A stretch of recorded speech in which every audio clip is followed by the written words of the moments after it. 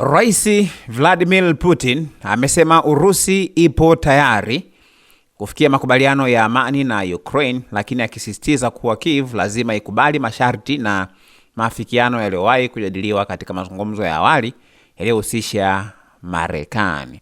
Putin alidai kuwa makubaliano yanawezekana haraka iwapo Ukraine itakubali mapendekezo hayo, huku pia akiweka wazi kuwa Moscow bado inaendelea kuyaona maeneo inayoyadhibiti mashariki na kusini mwa Ukraine kama sehemu muhimu pia msimamo wake wa mazungumzo.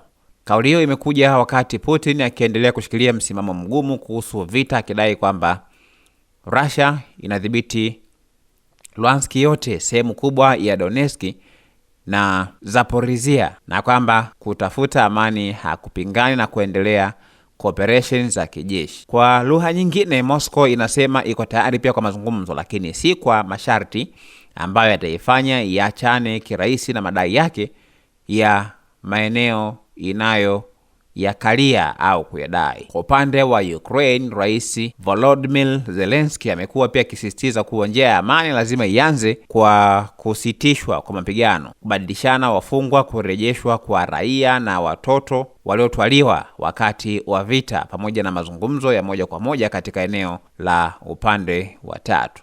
Kiev yenyewe imekuwa ikipinga pia makubaliano yote yatakayolazimisha Ukraine kukubali kupoteza ardhi yake au kutambua rasmi maeneo yaliyotwaliwa na Russia. Lakini msimamo wa Putin pia unaonyesha kuwa vita bado viko mbele kwenye hatua ngumu ya kidiplomasia.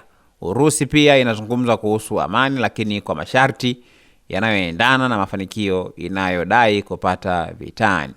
Ukraine nayo pia inasema iko tayari kuzungumza, lakini si kwa bei ya kusalimisha mamlaka yake ya kitaifa. Hivyo pia ndio sababu kauli ya tuko tayari kwa amani inaweza kusikika kama mwanya wa kidiplomasia, lakini bado pia ikabeba masharti mazito ambayo pia Kiev na washirika wake wa magharibi wanaweza pia kuyaona kama shinikizo la kisiasa badala ya suluhu ya haki.